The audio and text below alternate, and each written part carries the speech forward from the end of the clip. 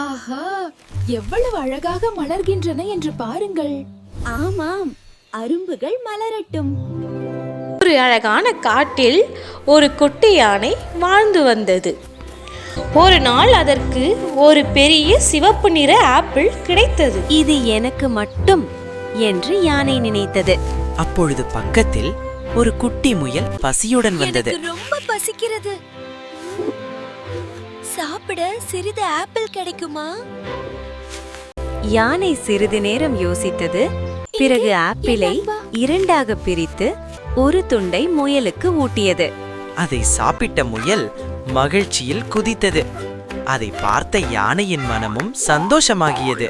குழந்தைகளே, நம்மிடம் உள்ளதை அனைவருக்கும் பகிர்ந்து கொடுத்தால் நம் வாழ்க்கையில் மகிழ்ச்சி பெருகும். பகுத்துண்டு பல்லுயிர் ஓம்புதல், நூலோர் தொகுத்தவற்றுள் எல்லாம் தலை.